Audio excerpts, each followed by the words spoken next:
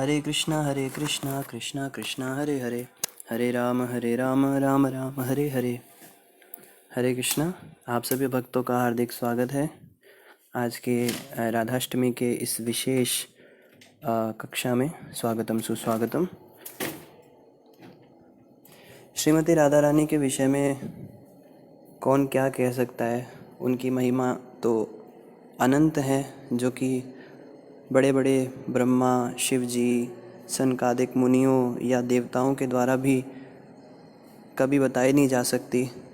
तो लेकिन फिर भी हम प्रयास करेंगे श्रील प्रभुपाद जी की, श्रील गुरु महाराज जी की और आप सभी वैष्णवगण की कृपा से कुछ थोड़ा बहुत हम जानने का प्रयास करेंगे। कौन है श्रीमती राधा रानी और क्या उनका महत्व है हमारे जीवन में, क्या उनका तत्व है और क्या उनका मूड है, किस प्रकार का उनका स्वभाव है। राधा, ऐसा बताया जाता है ये जो दो शब्द हैं रा और धा, इसमें जब कोई व्यक्ति रा शब्द बोलता है अपने मुंह से तो तुरंत भगवान श्री कृष्ण के कान उसकी ओर आकर्षित हो जाते हैं। जैसे कोई रा बोलता है तो एकदम भगवान कृष्ण उसकी तरफ देखने लगते हैं, कौन है जो ये बोल रहा है। और जैसे कोई व्यक्ति धा बोलता है तो कृष्ण उनके पीछे पीछे लग जाते हैं। ऐसा बताया जाता है जो व्यक्ति राधा इस नाम का उच्चारण करता है एक बार भी, तो स्वयं भगवान श्री कृष्ण उसका एकदम पीछा करने लगते हैं, उसका ध्यान रखने लगते हैं। तो भगवान श्री कृष्ण को सबसे प्रिय वस्तु संसार में जो है, जो सबसे कीमती, सबसे मूल्यवान वस्तु उनके पास है, जो निधि है, वो श्रीमती राधा रानी है। और श्रीमती राधा रानी भगवान कृष्ण को इतनी प्रिय क्यों है? श्रीमती राधा रानी का जो अवतार है, जो उनका प्राकट्य है, वो हुआ ही इसलिए था ताकि वो भगवान कृष्ण को प्रसन्न कर सकें। जैसे कि श्रील प्रभुपाद जी हमें समझाते हैं, Shrimati Radha Rani is the pleasure potency of lord Shri Krishna. भगवान श्री कृष्ण की आह्लादिनी शक्ति हैं, भगवान श्री कृष्ण की अंतरंगा शक्ति हैं जो उनको आह्लाद देती हैं। आह्लाद का मतलब होता है आनंद देना।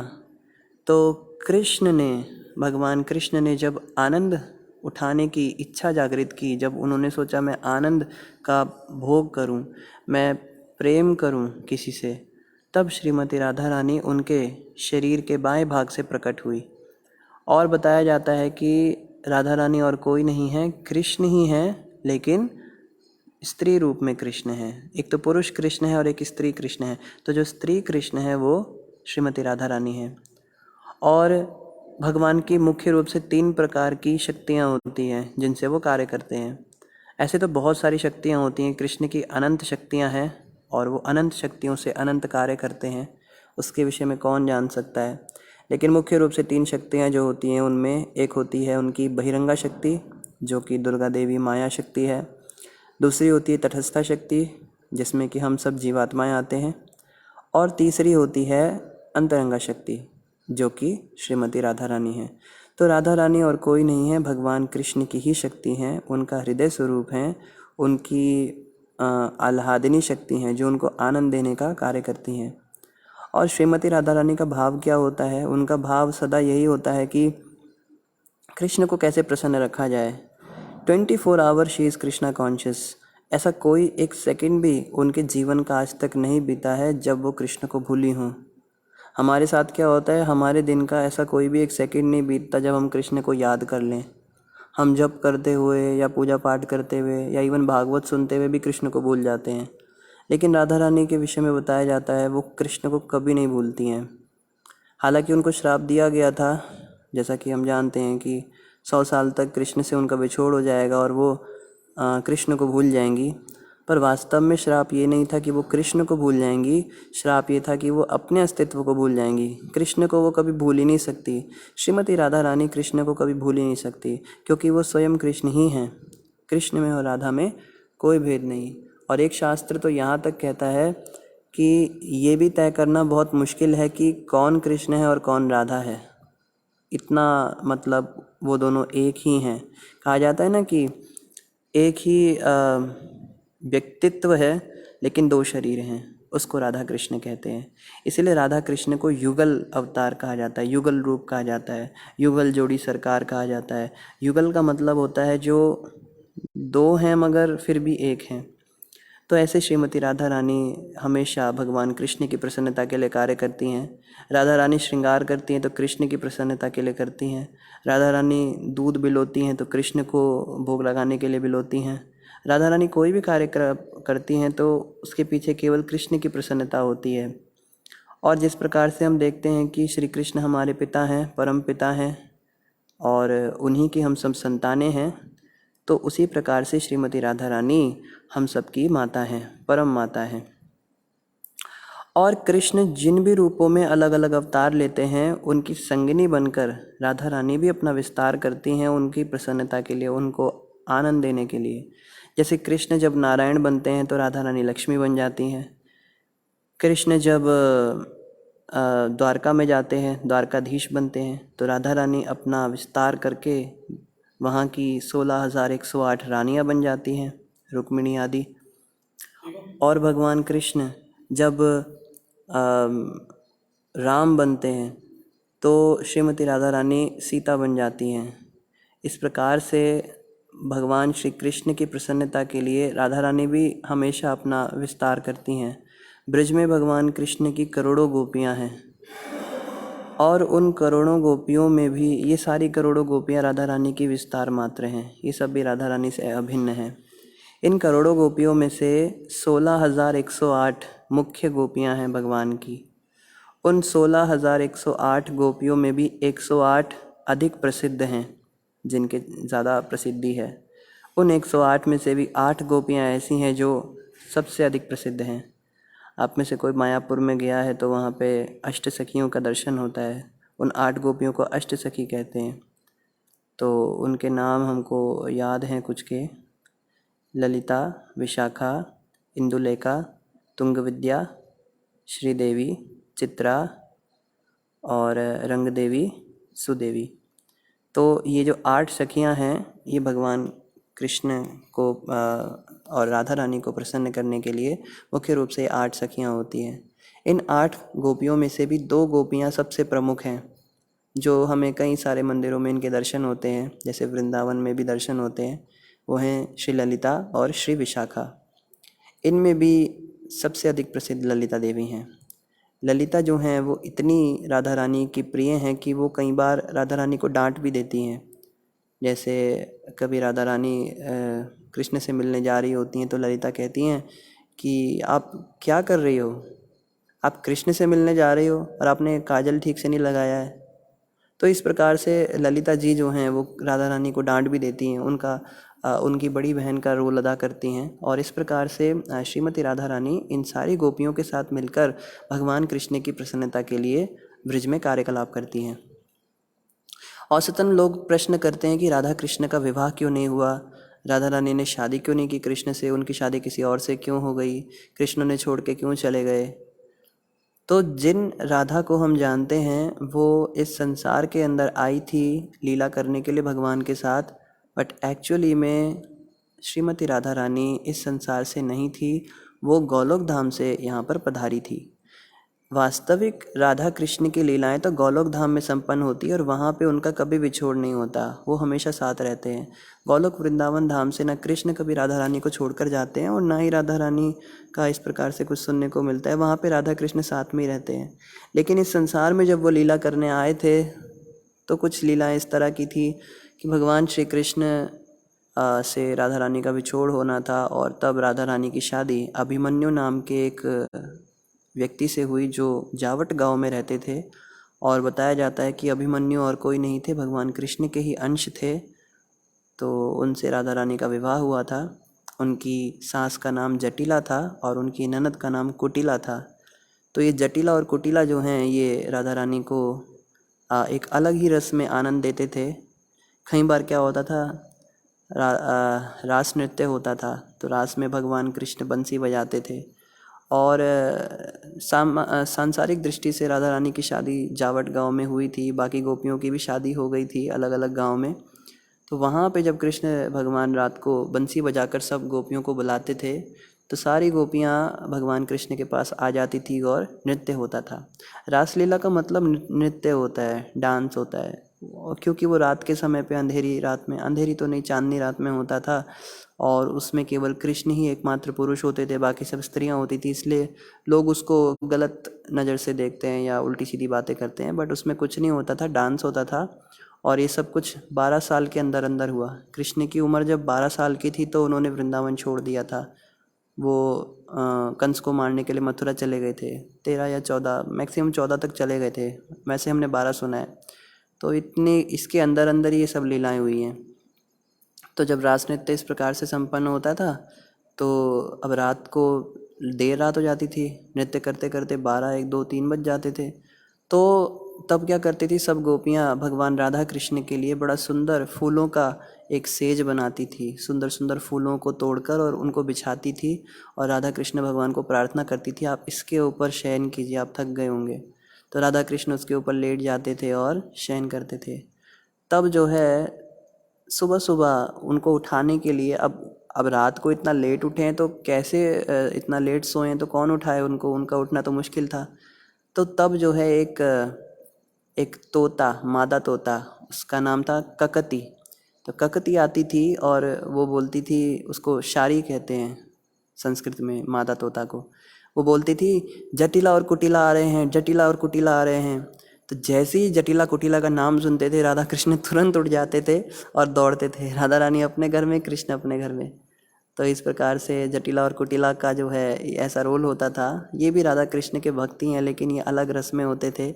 ये सास और ननद जो राधा रानी के थे, ये हमेशा इसका ध्यान रखते थे कि राधा रानी कृष्ण से कभी मिल ना पाए, क्योंकि राधा रानी मेरी बहू है और कृष्ण जो है वो पराया पुरुष है, उसके साथ इसका मिलना सामाजिक नहीं है। तो वो हमेशा प्रयास करती थी कि किसी को पता ना चल पाए, कि कभी ऐसा ना हो पाए कि राधा रानी मिल पाए कृष्ण से। और राधा रानी जब कृष्ण भगवान से मिलने जाती थी तो वो यही सोचती थी, किसी को पता ना चल पाए।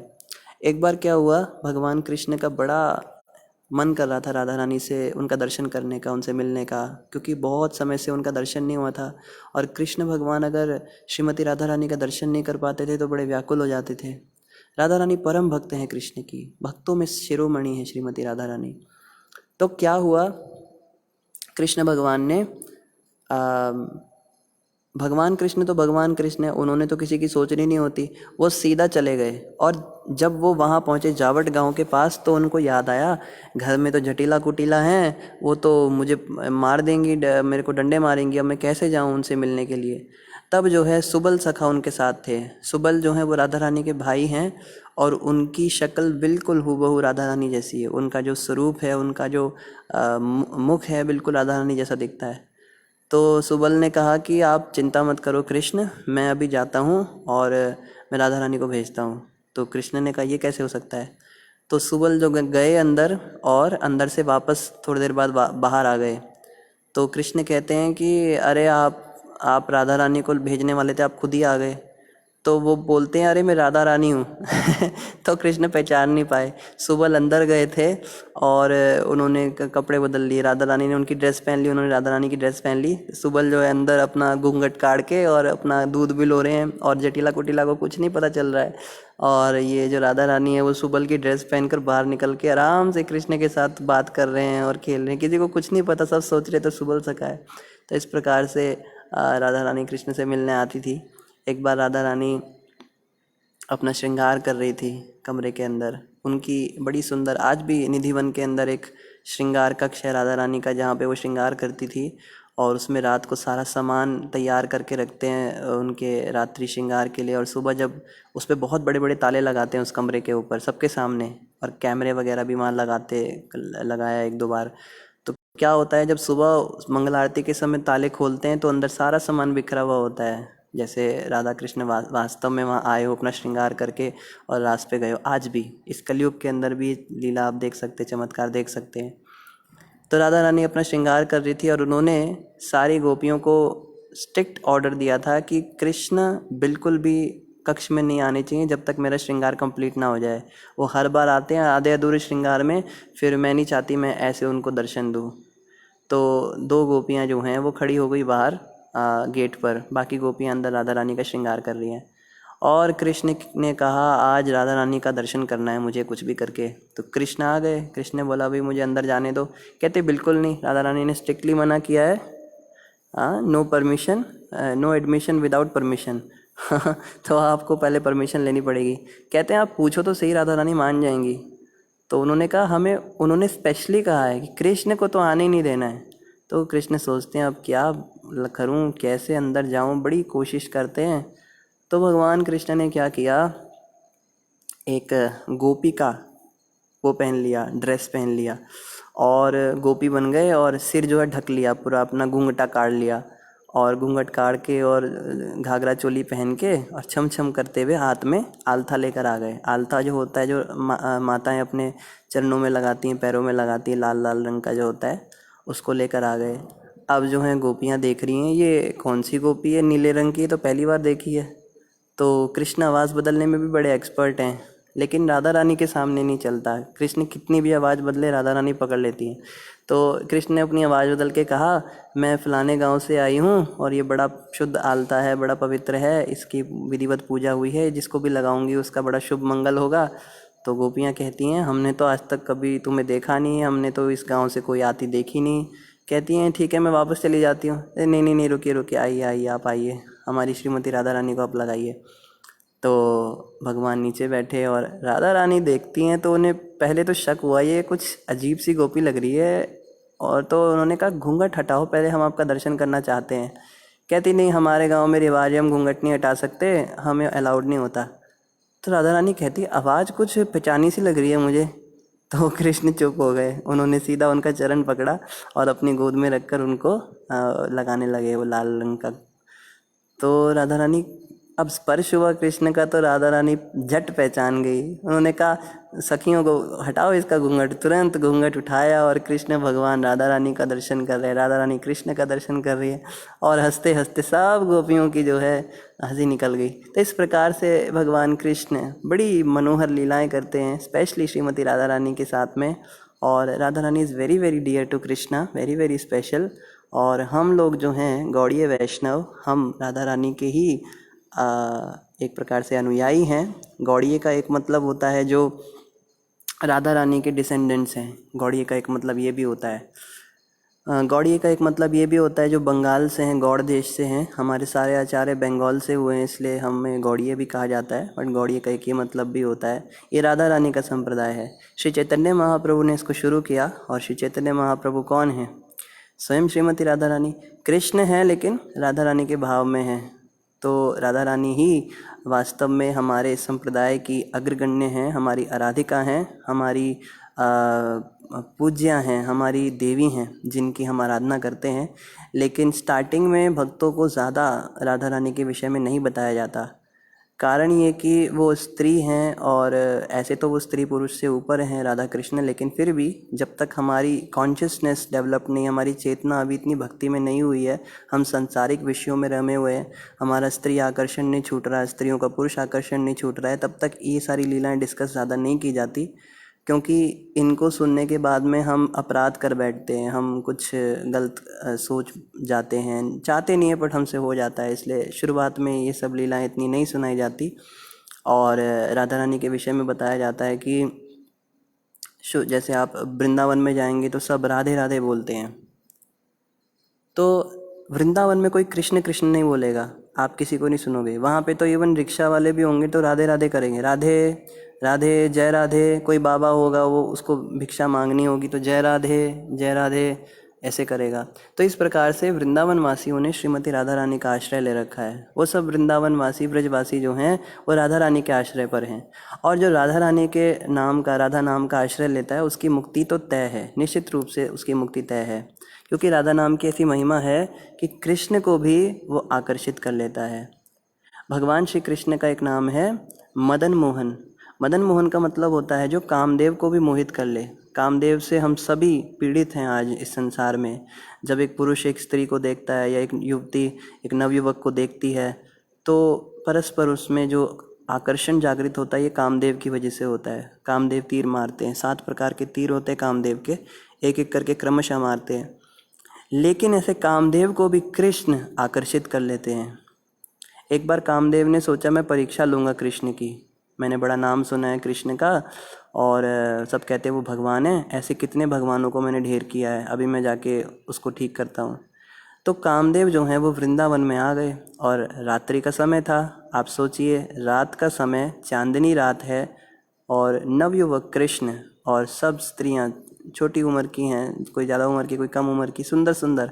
और वृंदावन की गोपियां ऐसी नहीं थी काली पीली सी, सबसे सुंदर, ब्रह्मांड की सबसे सुंदर स्त्रियां, सबसे सौभाग्यशाली स्त्रियां जो हैं वो गोपियां बनी थी। दंडकारण्य के जो ऋषि महर्षि थे, जो रामचंद्र जी को देखकर आकर्षित हुए थे, ये भी बड़ी लंबी कथा है, छोटे में बताते हैं।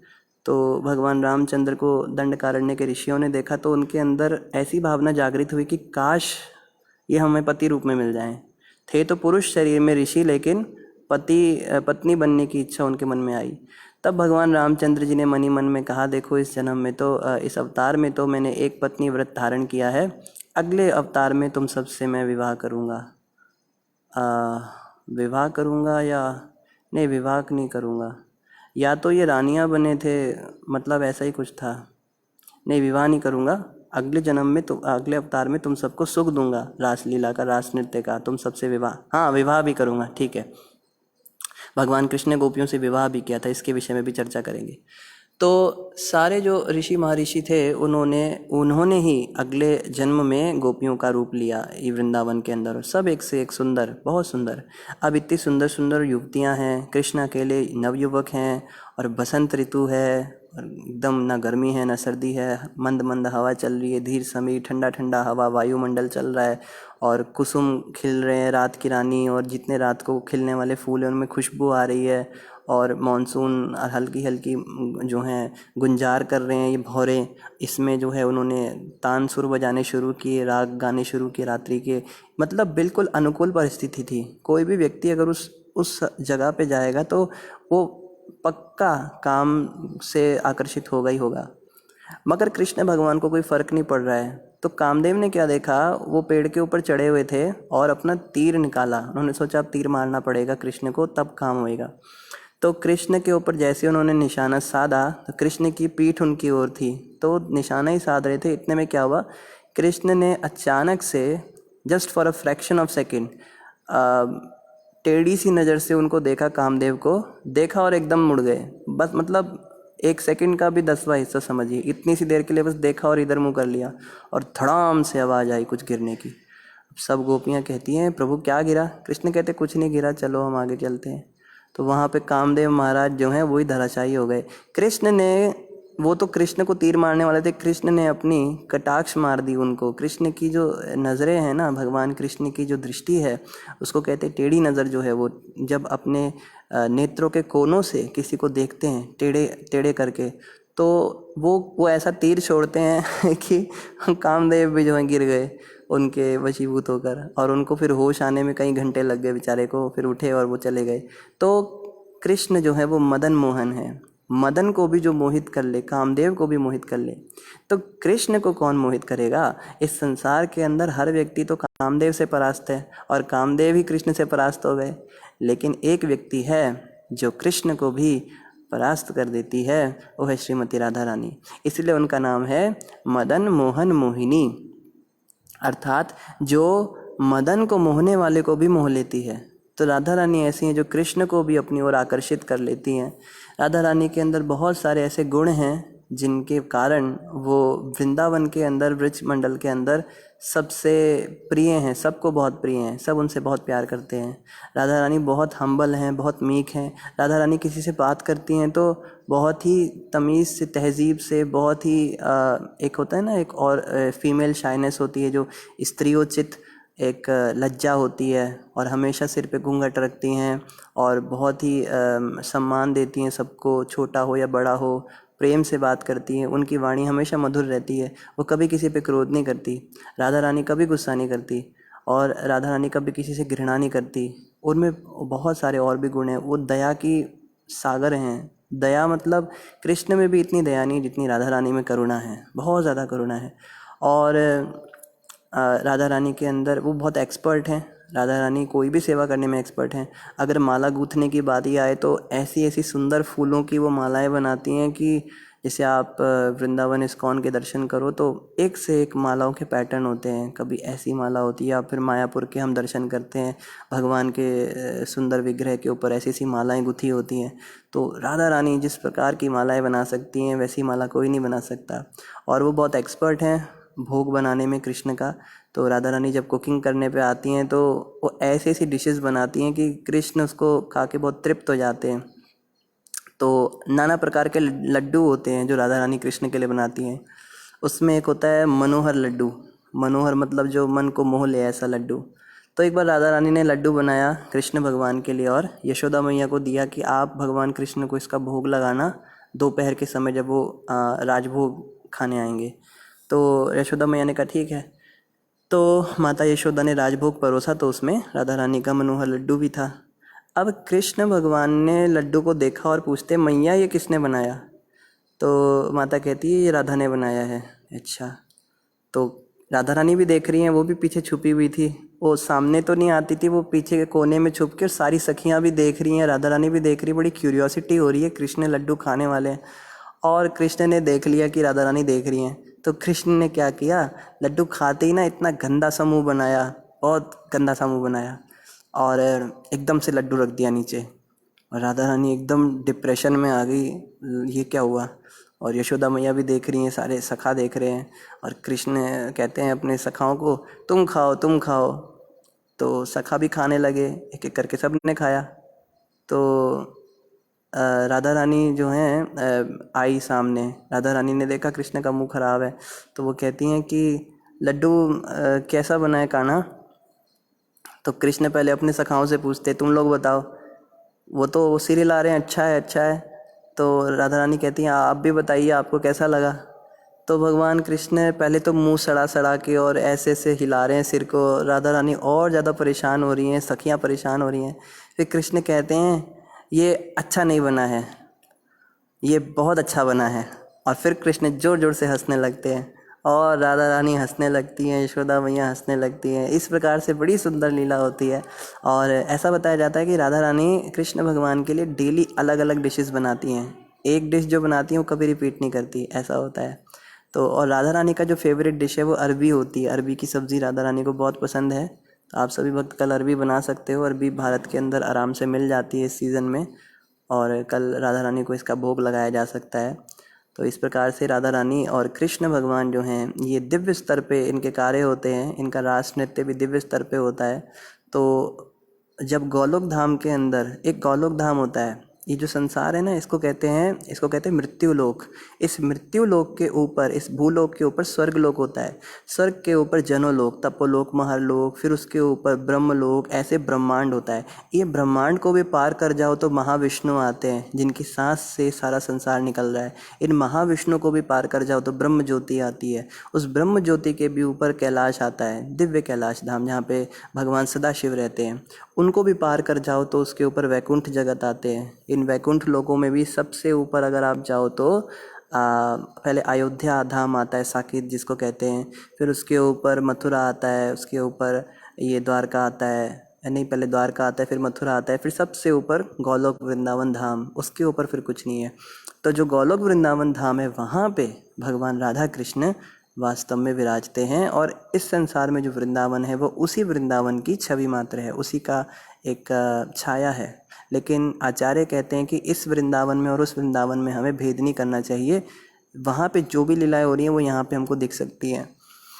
तो वहाँ से जब इस पृथ्वी पर कृष्ण को आना था, तब भगवान कृष्ण ने रिक्वेस्ट की राधा रानी आप भी चलिए, आपके बिना पृथ्वी पे नहीं जाऊँगा, फिर कोई फ़ायदा नहीं जाने का, मुझे आपके साथ ही आनंद आता है। आपके बिना, जैसे कोई प्राइम मिनिस्टर भी कहीं जाता है तो अपने पूरे फैमिली के साथ सबके साथ जाता है ना, उसके सब सेक्रेटरी वगैरह आगे पीछे सब लोग होते हैं।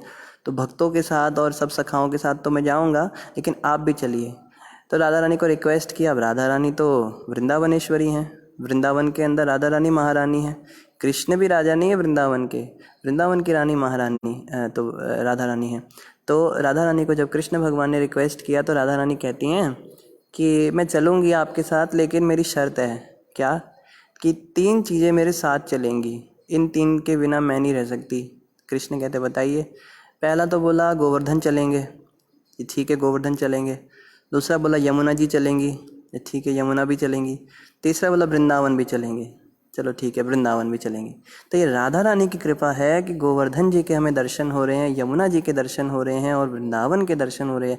नहीं तो ये तीनों इस संसार के अंदर प्रकट ही नहीं होने वाले थे। कृष्ण भगवान चुपचाप आते, असुरों को मार के चले जाते हैं, जैसा कि और अवतारों में करते हैं। वराह भगवान कौन से धाम में प्रकट हुए थे कुछ नहीं पता, और कल्कि भगवान कहाँ प्रकट होंगे कुछ नहीं पता।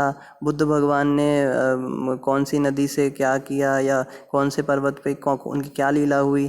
तो कृष्ण भगवान के विषय में हमारे पास सब कुछ है। हमारे पास वृंदावन है, हमारे पास गोवर्धन जी हैं, गिरिराज जी हैं, और यमुना मैया है। ये राधा रानी की कृपा है। अगर राधा रानी ने कृपा ना की होती तो आज इतने हज़ारों करोड़ों साधु संत श्रद्धालु भक्त जो हैं ये गिरिराज जी की परिक्रमा लगाते हैं। बताया जाता है साल के 365 दिन 24 घंटे आप कभी भी गिरिराज जी पर जाओ तो कोई ना कोई परिक्रमा लगा ही रहा होगा। वहाँ पे हमेशा परिक्रमा चलती रहती है। ऐसा विश्व में एकमात्र गिरिराज जी ही हैं जहाँ पे इस तरह से होता है, पर्वत के रूप में, जहाँ पे ऐसे 24 घंटे, रात हो चाहे दिन हो, आपको कोई ना कोई मिल जाएगा राधे राधे राधे राधे करते हुए जा रहे होंगे। और कई लोग कहते हैं हम इस्कॉन वाले जो है राधे राधे नहीं करते, आप राधे राधे नहीं करने देते, आप हरे कृष्णा क्यों बोलते हो। तो हमने देखा प्रभुपाद जी के जीवन चरित्र से, प्रभुपाद जी के पास अगर कोई आके, जैसे वृंदावन में भी कोई राधे राधे बोलता था तो प्रभुपाद जी उसको जवाब में हरे कृष्ण ही बोलते थे। तो प्रभुपाद जी ने हमें सिखाया है कि हमें राधा रानी का नाम जो है इस तरह से नहीं लेना चाहिए। ऑब्वियसली लेना तो चाहिए, उसमें तो हमारा कल्याण है, लेकिन हमारी स्थिति नहीं है अभी, हमारा वो लेवल नहीं है। ब्रिजवासियों की बात रही तो ब्रिजवासी तो स्वयं राधा रानी के अपने ही परिवार के लोग हैं। वो तो वृंदावन में उनका जन्म हुआ है या वृंदावन में रह रहे हैं, उनकी बात अलग है। लेकिन हमको इतना चीपली उसको नहीं लेना चाहिए कि क्योंकि हमारी ज़बान पे जब राधा नाम नहीं होता तो क्या क्या नाम होते हैं हम जानते ही हैं। हमारी ज़बान से किस किस प्रकार के शब्द निकलते हैं या निकले हैं। तो इस रचना को पवित्र करने के लिए पहले हम हरिनाम की शरण लेते हैं। और यूँ अगर देखा जाए तो हरे कृष्ण का मतलब भी राधा कृष्ण ही होता है। हरे का मतलब होता है हरा शक्ति, जो राधा रानी है, कृष्ण भगवान की अंतरंगा शक्ति को हरा कहते हैं। संबोधन में हरे आता है, तो जब हम हरे कृष्ण कहते हैं तो उसका मतलब भी राधा कृष्ण ही होता है, राधे कृष्ण ही होता है। तो इसमें कोई भेद नहीं है राधे राधे में और हरे कृष्ण में। तो कभी कभी राधे राधे भी चलता है, हम भी कीर्तन करते हैं राधे नाम का, लेकिन बहुत ज़्यादा नहीं करते हम। थोड़ा क्योंकि वो हमारी स्वामिनी है ना, सोचिए वो हमारी रानी है, महारानी है। तो जो हमारी महारानी है जिनका हम बहुत सम्मान करते हैं, तो उनका नाम हम ऐसे ही नहीं लेते, हम उनको बहुत सम्मान से, हम इवन सिंपल राधा भी नहीं कहते, राधा ने ऐसा किया, राधा ने ऐसा कहा, हम पूरा बोलते हैं श्रीमती राधा रानी ने ऐसा किया। तो श्रीमती राधा रानी वहाँ जा रही थी, तो हम बड़े सम्मान से उनका नाम लेते हैं, बड़े आदर से लेते हैं। ये कारण है कि हम ज़्यादा राधे राधे नहीं करते हैं। कृष्ण का जाप कीजिए, आप सभी भक्तों से प्रार्थना है। ये भी राधा रानी का ही नाम है। हरे कृष्ण कृष्ण कृष्ण हरे हरे, हरे राम राम राम हरे हरे। इस महामंत्र का जब ये तो धीरे धीरे क्या होगा ना, हमारी रचना पवित्र होगी। हमारी जो जीभ है, जिससे हमने इतने गंदे गंदे काम किए हैं, इतना गलत बोला है, निंदा चुगली की है, इसकी शुद्धि होगी। फिर जो है, फिर ऐसा समय आएगा जब सामने से ही या हृदय से ही हमें प्रेरणा होने लगेगी, हम राधा नाम का भी आश्रय ले पाएंगे। शुरुआत हमें इससे करनी पड़ेगी। और बताया जाता है कि वृंदावन के अंदर अगर जन्म चाहिए, जो ब्रजमंडल है उसके अंदर अगर जन्म चाहिए, तो हमको राधा रानी की कृपा अवश्य चाहिए। और श्रीमती राधा रानी की कृपा से कृष्ण कृपा मिलती है। और कलयुग के अंदर राधा रानी श्री चैतन्य महाप्रभु के रूप में अवतरित हुई हैं। और श्री चैतन्य महाप्रभु का जब हम नाम जपते हैं, गौर कहते हैं, गौरंगा नित्यानंदा, जब हम गौरंग महाप्रभु का नाम लेते हैं तो जो है हमें राधा रानी की कृपा मिल जाती है, सहज रूप में मिल जाती है। तो इसलिए कोशिश हमें यही करनी है कि हम श्री चैतन्य महाप्रभु की कृपा लें, उनका आश्रय लें, उनके चरण चिन्हों पर चलने का प्रयास करें। जो उन्होंने शिक्षा हमें दी है, जो हमारे आचार्यों ने हमें बताया है, श्रीला प्रभुपाद जी उसी परंपरा में आ रहे हैं, उनके ही हमें कहे अनुसार चलना है, तो इसी में हमारा कल्याण होगा। और अगर हम अपने मनमाने ढंग से, जैसे वृंदावन में ही या बरसाने में भी कुछ अपसंप्रदाय भी इस समय चल रहे हैं, जो बोलते हैं कि हम राधा रानी के भक्त हैं, हम तो राधा रानी के पूजक हैं, हम तो राधे के कोई कहता है मैं राधे की मौसी हूँ, कोई कहता है मैं राधा रानी की मामी हूँ, कोई कहता है मैं मासड़ हूँ, कोई फूफा हूँ, फूफी हूँ। तो ये बड़े हो रहे हैं इस समय। अभी वृंदावन के अंदर ये लीला चल रही है कि भक्ति लुप्त प्राय दिख रही है। तो हम हमें जो है उनसे सावधान रहना है, क्योंकि वो क्या कहेंगे, वो कहेंगे कि राधा राधा करेंगे और बस राधे ही हमारी स्वामिनी, बस राधे ही सब कुछ है, हम तो कोई मंत्र नहीं जानते, हम कोई तंत्र नहीं जानते, कोई पूजा विधि हमें कुछ नहीं पता, हम तो बस राधे को जानते हैं, ऐसा बोलेंगे। लेकिन सारे उल्टे काम उनके चल रहे होंगे, चारों नियम तोड़ते होंगे, नशा भी करेंगे, अवैध पुरुष स्त्री संग करेंगे, जुआ भी खेलेंगे, रात को सट्टे बजाएंगे, दिन में राधे का आश्रय लिया हो ऐसे ऐसी बातें करेंगे। ऐसे लोगों से हमें सावधान रहना है, क्योंकि ऐसा करना जो है वो स्वयं को ही अपने आप को ही धोखा देने जैसी बात हो जाएगी। और रही बात इस बात की कि राधा रानी का आश्रय अगर सच में उन्होंने ले रखा हो, तो जो व्यक्ति सच्ची में राधा रानी का भक्त होगा ना, वो ज़्यादा ये सब नहीं करेगा, ज़्यादा दिखावा नहीं करेगा। इस बात का भी ध्यान रखना है कि अपराध नहीं करना किसी के प्रति। अगर कोई इस तरह की बात हमें बोल रहा है तो ये नहीं सोचना कि ये भी वही है, हो सकता है सच्चा भी हो, बस हमें उसको दूर से प्रणाम करना है, उन भक्तों को हमें दूर से प्रणाम करना है।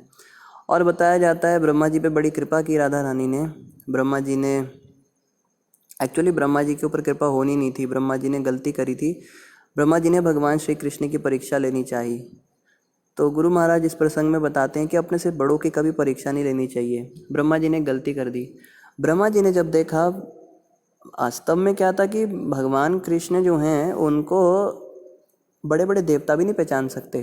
तो अगर कभी हम किसी लीला विशेष को सुनकर या पढ़कर भ्रमित हो जाते हैं तो बड़ा स्वाभाविक है, क्योंकि ब्रह्मा जी को जब देवताओं ने बताया कि कृष्ण भगवान अवतार ले चुके हैं, भगवान विष्णु जो आने वाले थे संसार में वो वृंदावन में आजकल हैं, तो आप जाके दर्शन कीजिए। तो ब्रह्मा जी आए अपने उस पे बैठकर, अपने हंस के ऊपर बैठकर पूजा की साज सामग्री लेकर, देखते हैं तो क्या लीला देख रहे हैं। बड़ा अचरज है। भगवान श्री कृष्ण बीचों बीच बैठे हैं, नीले रंग का बालक है, छोटा सा सुंदर सा, शरीर पे उसके धूल से सना हुआ है, और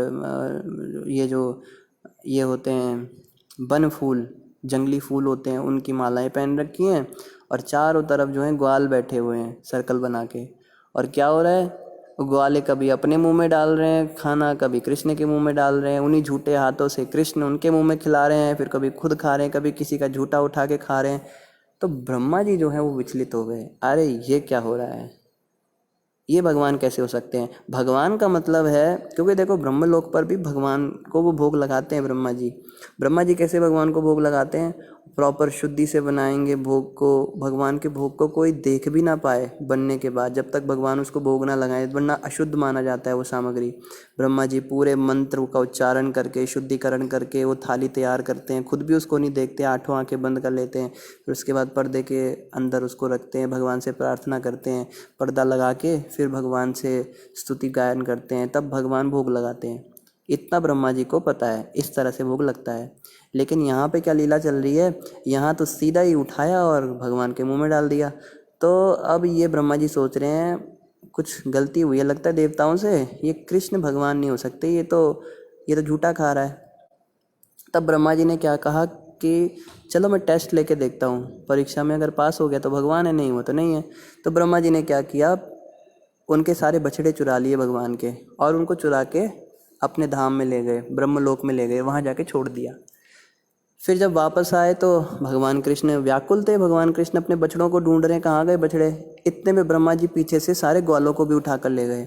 अब सारे ग्वालों को भी ब्रह्मा जी अपने उधर ले गए, अपने ब्रह्मलोक में ले गए, वहाँ सुला दिया उनको, और जो बछड़े थे उनको भी सुला दिया। अब वो सब सो रहे हैं और यहाँ भगवान परेशान हो गए, अरे पीछे से बछड़े गायब हो गए, आगे से ग्वाले गायब हो गए, क्या है ये सब। तब कृष्ण भगवान ने जो है सोचा कि किसने किया है, तो जो है भगवान की बुद्धि ने सूचना दी ये ब्रह्मा जी का काम है। तब कृष्ण भगवान को थोड़ा सा क्रोध आया कि ब्रह्मा तुमको इतना अहंकार हो गया है, तुम मेरा टेस्ट ले रहे हो, मेरी परीक्षा लोगे। तो कृष्ण ने क्या किया, एक कृष्ण से दो कृष्ण हो गए, दो से चार कृष्ण हो गए, चार से आठ, अपने विस्तार छोड़े खूब सारे, और सारे कृष्ण जो हैं अलग अलग ग्वालों का रूप ले लिया, और कुछ कृष्णों ने अलग अलग बछड़ों का रूप ले लिया। जितने बछड़े थे, जितने ग्वाले थे, एज इट इज़ वैसे के वैसे बना दिए भगवान ने, और शाम को सब वापस अपने अपने घर चले गए। तो उन दिनों में क्या हुआ, ग्वालों की जो माताएं थी, उनको चिंता हो गई, हमारे बच्चे बड़े हो रहे हैं, अब तक इनकी शादी नहीं कराई हमने, इनकी शादी जल्दी हो जानी चाहिए। तो वहाँ की जितनी गोपियाँ थी उन सब की शादियाँ इन ग्वालों से कराई, इन बच्चों से कराई अपने। तो इस प्रकार से आचार्य बताते हैं कि एक्चुअली में वो सारी गोपियाँ कृष्ण को ही ब्याही गई थी। तो वृंदावन में जितनी गोपियाँ थी वो सब कृष्ण की ही पत्नियाँ थी। इसलिए अगर उनके वस्त्र हरण लीला हुई है या कृष्ण ने उनको निर्वस्त्र देख लिया तो इसमें कोई आश्चर्य की बात नहीं, क्योंकि वो उनके पति ही हैं। और भी बहुत सारी बातें हैं, तो विशेष रूप से हमें यही समझना है। एक बार ब्रह्मा जी ने भी भगवान राधा कृष्ण की शादी कराई थी, इस विषय में भी हम आगे समझ सकते हैं। तो इस प्रकार से फिर जो है 1 साल ऐसे ही हो गया। 1 साल तक ब्रह्मा जी ने ग्वालों और बछड़ों को नीचे नहीं लाया। ब्रह्मा जी ने सोचा अब देखता हूँ क्या करेगा वो लड़का। तो जब ब्रह्मा जी 1 साल के बाद नीचे आए तो हक्के बक्के रह गए, अपने हंस के वाहन से गिरने ही वाले थे, किसी तरह से बैलेंस संभाला। ये क्या देख रहा हूँ, सेम टू सेम बछड़े, सेम टू सेम ग्वाले सब खेल रहे हैं, खा रहे हैं, वही लीला चल रही है। और ब्रह्मा जी टेंशन में आ गए, ये कैसे हो सकता है। फिर ब्रह्मा जी ऊपर गए अपने लोक में, वहाँ जाके देखते वहाँ भी सो रहे हैं। अब बछड़ों और ग्वालों का एक सेट वहाँ सो रहा है, एक सेट यहाँ घूम रहा है। ब्रह्मा जी चकरा गए, अब इनके चारों माथे चकराने लगे। और ब्रह्मा जी सोचने लगे, लगता है मेरा दिमाग ख़राब हो गया, थोड़ा रेस्ट करता हूँ। अब ब्रह्मा जी अपने घर में जा रहे थे तो गार्ड ने रोक लिया। ब्रह्मा जी कह रहे तूने आज तक तो मुझे रोका। तो जो ब्रह्मा जी का गार्ड था उसने रोक लिया उनको, और ब्रह्मा जी कहते हैं कि तेरी इतनी हिम्मत कैसे, तू मुझे रोक रहा है। तो वो गार्ड कहता है ज़्यादा मत बोल मेरे सामने, नहीं तो 2 चपेट मारूंगा तेरे को, ब्रह्मा बन के आया है। तो ब्रह्मा जी कहते तेरे को क्या हो गया, तू ये कैसे बात कर रहा है मुझसे, मैं ब्रह्मा हूँ। तो वो कहता है गार्ड मुझे पता है, तेरे से पहले असली ब्रह्मा आए थे, वो कह कर गए हैं कि बाद में नकली ब्रह्मा आएगा, इसको 2 चपेट मारना। असली ब्रह्मा अंदर सो रहे हैं, देखो। ब्रह्मा जी ने ऐसे झांक के देखा तो अंदर एक दूसरे ही Brahma ji, same to same उनके जैसे दिखने वाले, और वो लेटे हुए हैं, और उनको देख के हंस दिए। ओ ब्रह्मा जी तो परेशान हो गए, सोचते हैं अरे बाप रे, अब समझ में आ गया क्या हुआ। बहुत बड़ी गलती हो गई मुझसे। और ब्रह्मा जी नीचे आए और तुरंत जो है आके जो है भगवान के चरणों में गिर गए, भगवान कृष्ण के। और ऐसा बताते हैं कि बारी बारी से हर मस्तक उन्होंने, 4 माथे हैं ना, चारों माथे भगवान कृष्ण के चरणों में लगाए, उनके चरण धूली अपने माथों में ली। 8 आंखों से आंसू बहा रहे ब्रह्मा जी, रो रहे हैं, बुरी हालत हो रही है। अब भगवान कृष्ण कहते हैं ब्रह्मा हो गया तुम्हारा टेस्ट, बताओ मैं पास हुआ या फेल हुआ।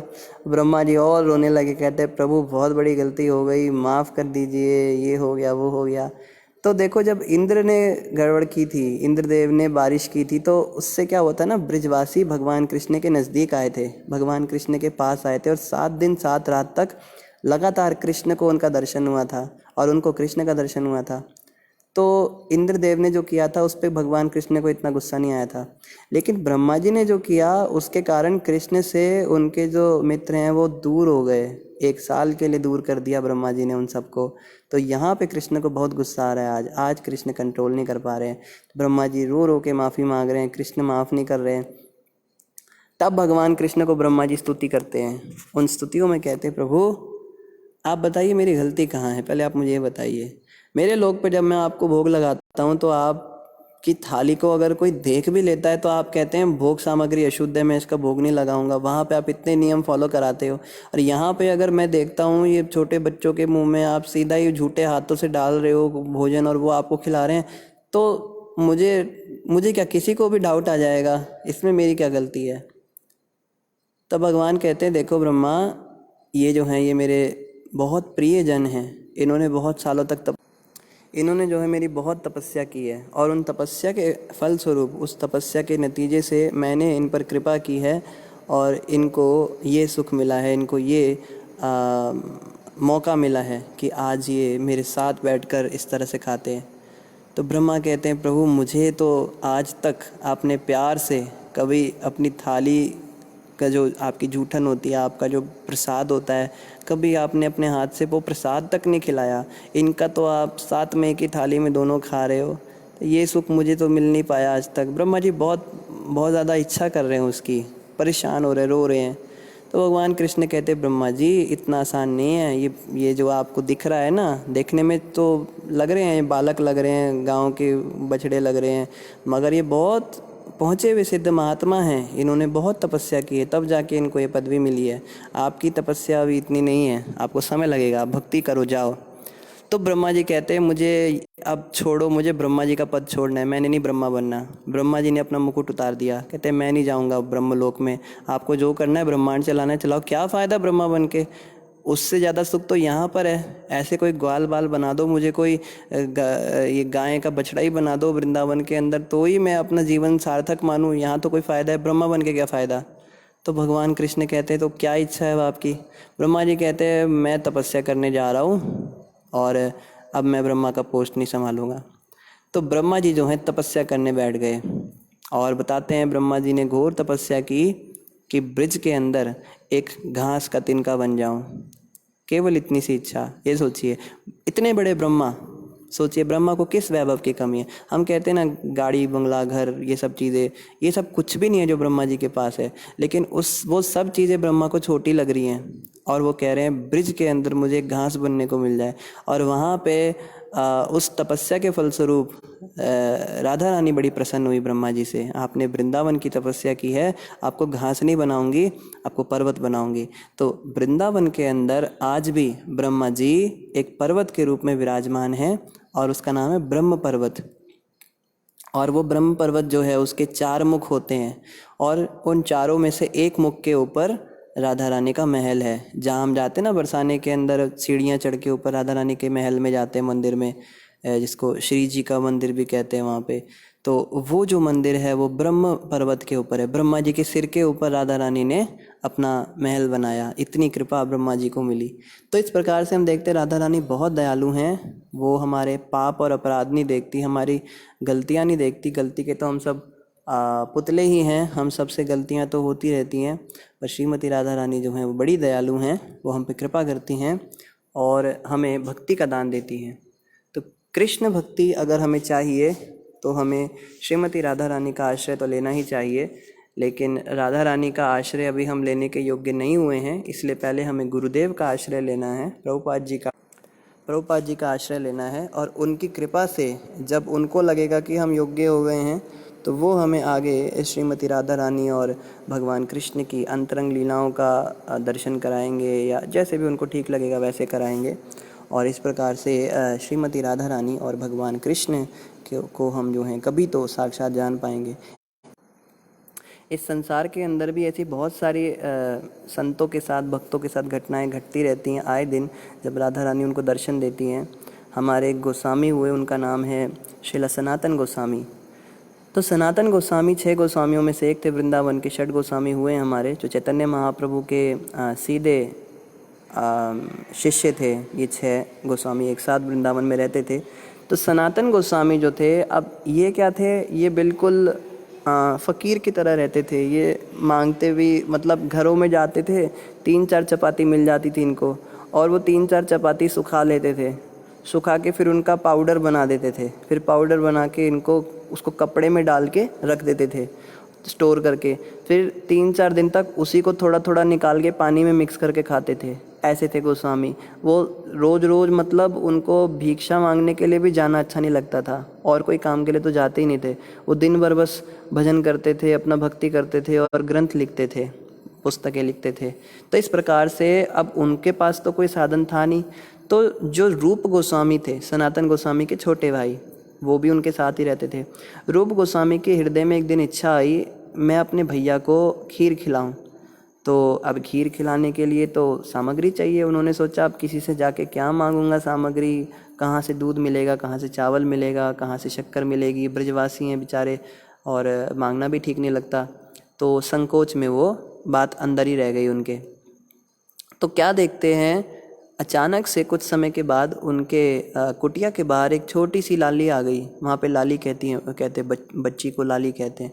तो वो लाली आके कहती है, बाबा मेरी माँ ने कुछ भिजवाया है आपके लिए। तो रूप गोस्वामी कहते हैं, आ जाओ लाली, क्या लाई हो दिखाओ। तो वो देखते हैं उसमें चावल है, दूध है और शक्कर है, सेम वही सब सामान जो चाहिए होता है खीर बनाने के लिए। मेवे हैं, ड्राई फ्रूट, सब कुछ था उसमें, पूरा सामान था। तो रूप गोस्वामी कहते, लाली तुझे कैसे पता लगा आज खीर बनानी थी हमें? कहती है मुझे क्या पता, वो तो ब्रजभाषा में बोल रही थी, मोको का पतो ऐसे बोलते हैं ना वहाँ पे। तो बोलती है मेरे को क्या पता, मेरी माँ ने भेजा है, अब रखो इसको। तो रूप गोस्वामी, कई आचार्य ऐसा बताते हैं कि रूप गोस्वामी ने खुद खीर बनाई, कई ऐसा बताते हैं कि उन्होंने कहा मेरे पास समय नहीं है लाली, मुझे लिखना होता है, ये करना होता है। तो वो कहती है मैं ही बना देती हूँ, कोई चिंता नहीं। तो राधा रानी ने खुद ही चूल्हे पे खीर बनाई और उसको बना के वो चली गई। तो जब शाम को सनातन गोस्वामी आए कुटिया में, तो रूप गोस्वामी जी ने उनको खीर परोसी, भोग लगाया, ठाकुर जी को खीर परोसी। तो जैसे ही सनातन गोस्वामी ने खीर खाई तो आनंद से आप्लावित हो गए, अष्ट सात्विक विकार, आंखों से आंसू आने लगे, शरीर में रोमांच होने लगा, कंपन छूटने लगा, गला अवरुद्ध हो गया और मूर्छित ही हो गए लगभग। कहते हैं ये तो साक्षात लग रहा है गोलोक धाम से खीर बन के आई है, इतना मधुर स्वाद। तुम सच सच बताओ, तुमको ये खीर किसने दी? तो रूप गोस्वामी कहते हैं ये तो एक लाली आई थी, वो बना के गई है। तो कौन सी लाली है बताओ मुझे, चलो चल के देखते हैं, उनको ढूंढते हैं। तो उन्होंने कहा वो बता रही थी उस गांव से हैं। तो बोला चलो। तो वहाँ उस गांव में जाके देखा, ढूंढा, पता किया, उस नाम की कोई लाली वहाँ पे नहीं रहती थी। तो सनातन गोस्वामी समझ गए कि अरे रूप साक्षात राधा रानी आई थी और देखो वो खीर बना के चली गई। हमारा कितना दुर्भाग्य है। कहते दुर्भाग्य कैसे? दुर्भाग्य इस बात का है, हम राधा कृष्ण की सेवा करने ब्रज में आए थे और उल्टा हम राधा कृष्ण से सेवा ले रहे हैं, ये कितनी गलत बात है। तो हमारे जो आराध्य देव हैं उनको हमारे लिए मेहनत करनी पड़ रही है, उनको खीर बनानी पड़ रही है। तुमने ऐसी इच्छा ही क्यों की? आगे से तुम कभी ऐसी इच्छा मत करना। देखो कितना ऊंचा भाव। और कोई दूसरा व्यक्ति होता तो वो तो ढिंडोरा पीटता चढ़ के छत पे, अरे मेरे तो घर में राधा रानी आज खीर बनाने आई थी। लेकिन ये जो छठ गोस्वामी थे ये ऐसे नहीं थे, ये इस प्रकार से सोचते थे कि राधा रानी ने क्यों हमारी सेवा कर दी। देखो भगवत धाम में ना ये जो दास अनुदास का कॉन्सेप्ट है बिल्कुल अलग होता है। हम किसी को बोलते हैं कि भाई भगवान कृष्ण के भक्तों के भक्त बनो, सेवकों के सेवक बनो। तो कोई सोचता है यार सेवक क्यों बनना है, सेवक तो अच्छा नहीं होता, इस दुनिया में हमारा एक्सपीरियंस अच्छा नहीं है, बॉस केवल जूते मारता है, गालियाँ मारता है, या मालिक होता है तो वो केवल दो चार नोट हाथ में पकड़ा देता है और खूब सारी बातें सुनाता है। लेकिन भगवत धाम में ऐसा नहीं होता। गोलोक धाम में स्वामी और सेवक का रिलेशन अलग होता है। यहाँ पे होता है कौन किसको ज़्यादा जूते मारेगा। पहले तो स्वामी सेवक को मारता है, फिर सेवक भी समय आने पर मौका देख के स्वामी को खूब जूते मारता है। लेकिन भगवत धाम में क्या होता है, कौन किसकी ज़्यादा सेवा करेगा। वहाँ पे सेवक जो है वो स्वामी की सेवा करते हैं, स्वामी सेवक की सेवा करने के लिए पीछे पीछे रहता है, और जैसे किसी को मौका मिलता है तुरंत छोटी सी सेवा करके चला जाता है। तो राधा रानी को यहाँ पे मौका मिल गया सेवा करने का, तो तुरंत वो सेवा करके चली गई। सनातन गोस्वामी समझ गए, रूप गोस्वामी तो नहीं समझ पाए, सनातन गोस्वामी समझ गए ये अच्छा नहीं हुआ, देखो राधा रानी सेवा कर गई, हमें उनकी सेवा करनी चाहिए थी। इस प्रकार से एक और हमारे गोस्वामी थे, उनका नाम था श्रीला रघुनाथ दास गोस्वामी। रघुनाथ दास गोस्वामी जो थे वो भी बड़े पहुँचे हुए थे, इन्हीं के साथ थे वो भी, रूप सनातन गोस्वामी के साथ। तो रघुनाथ दास गोस्वामी जब नए नए वृंदावन में गए थे तो उनके पास कोई भजन कुटिया नहीं थी, कोई कुटीर नहीं थी, वो ऐसे ही पेड़ के नीचे बैठ के जप किया करते थे। तो एक दिन जप कर रहे थे, तो जप करते करते, अब वो तो गोस्वामी हैं, वो तो जप करते करते अंतर्मुखी हो गए, शरीर की कोई सुध नहीं रही, आत्मा के स्तर पे चले गए।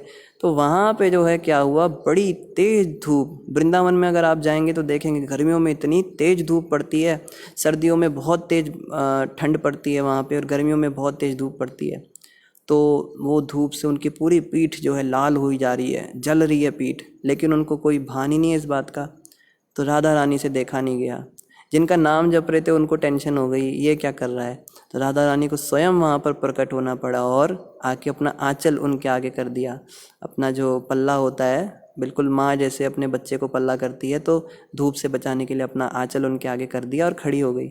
और राधा रानी पसीने में तरबतर हो रही हैं धूप में, लेकिन अपने भक्त को नहीं कुछ कष्ट होने दे रही हैं। देखो इतनी कृपालु हैं राधा रानी, इतनी दयालु हैं। और हम इनको छोड़ के कहाँ संसार में फंसे हुए हैं, कहाँ इन लोगों की शरण ले रहे हैं, इन जूते मारने वालों की शरण ले रहे हैं, ये जो गालियाँ मारते हैं इनकी शरण ले रहे हैं। हमें राधा रानी की शरण लेनी है। तो राधा रानी ने जब इस तरह से उनकी रक्षा की तो पीछे से सनातन गोस्वामी ने देख लिया। सनातन गोस्वामी को दिख गया भाई राधा रानी खड़ी हैं और ये इस तरह से जप कर रहे हैं। तो उस समय तो गए नहीं, कुछ बोलने डिस्टर्ब नहीं किया। जब लीला समाप्त हो गई, उनको चेतना आ गई और राधा रानी अंतर ध्यान हो गई, तब सनातन गोस्वामी आए कि तुमको पता है अभी क्या हुआ, तुम अपना भजन कुटीर बनाओ जल्दी। कहते हैं क्यों जी, भजन कुटीर की क्या ज़रूरत है, हम ऐसे ही ठीक हैं बाहर। नहीं नहीं नहीं नहीं नहीं, भजन कुटीर तुरंत बनाओ। अरे राधा रानी आई थी, तुमको पता ही तो नहीं चलता है कुछ, तुम्हारे पीछे पीट के ऐसे उन्होंने आंचल कर रखा था अपना, और तुमको अच्छा नहीं लगना चाहिए कि वो तुम्हारी सेवा कर रही हैं, तुम्हें उनकी सेवा करनी चाहिए। हम उनकी सेवा के लिए ब्रिज में आए हैं, ना कि उनसे सेवा कराने के लिए आए हैं। तो इस प्रकार से जब बोला तो रघुनाथ दास गोस्वामी रोने लगे जोर जोर से, हाय हाय, राधा रानी को मेरे कारण गर्मी में कष्ट सहन करना पड़ा। तो ऐसे ये गोस्वामी थे, और ऐसी श्रीमती राधा रानी है, अपने भक्तों के प्रति बहुत दयालु, बहुत वत्सल हैं। और आज जो है हमें उनसे यही प्रार्थना करनी है कि हमें भी कृपा करें, अपने भक्ति का कुछ दान दें। हमारी तो हालत ऐसी है अभी, मुंह के अंदर केवल उल्टी सीधी गंध भरी रहती है। जब मुंह खोलते हैं तो बस गंध ही बाहर निकलता है, और मन के अंदर तो बस पूछिए मत, उससे भी ज़्यादा गंध भरा हुआ है। किसी को बोलने लायक स्थिति नहीं है, मन के अंदर कैसे कैसे विचार आते हैं। इतनी बुरी स्थिति हमारी, ऐसी बुरी हालत है। राधा रानी हम पे कृपा करें और हमें अपनी भक्ति का दान दें। उनकी कृपा से ही हमें महाप्रभु मिले, महाप्रभु की कृपा से आगे आचार्य मिले, शिला प्रभुपाद मिले, गुरुदेव मिले। उनसे हमें प्रार्थना करनी है। सबसे ज़रूरी हरिनाम मिला हमें, तो ये जो हरिनाम है इसका आप सभी से हम प्रार्थना करते हैं, करबद्ध प्रार्थना करते हैं, कृपया करके इसका जप कीजिए। हरे कृष्ण कृष्ण कृष्ण हरे हरे, हरे राम राम राम हरे हरे। तो इसका जप करने से ही हमारे जो भव बंधन है कटेंगे, राधा रानी की हमें कृपा मिलेगी। इन्हीं शब्दों के साथ आप सभी का धन्यवाद। किसी का कोई प्रश्न हो तो कमेंट पे आप डाल सकते हैं। और धन्यवाद, आप सभी हमारे लिए प्रार्थना करते रहते हैं। प्रार्थनाएं आपकी थोड़ी ढीली पड़ जाती हैं, कभी कभी हमारी तबीयत ज़्यादा ही ख़राब हो जाती है। हमने भी कर्म माड़े किए हुए, मगर आप सबसे प्रार्थना है, आप कुछ कृपा किया कीजिए। आप सभी वैष्णव हैं, आप सबसे आपके चरणों में प्रार्थना है। तो इन्हीं शब्दों के साथ आप सभी का धन्यवाद। बोलो श्रीमती राधा रानी की जय, बरसाने वाली की जय, शशि गौर राधा कृष्ण भगवान की जय, शशि गौर निताई भगवान की जय, जगत गुरु शिला प्रभुपाद की जय, शिला सद्गुरुदेव महाराज की जय, गौर भक्त वृंद की जय। हरे कृष्ण।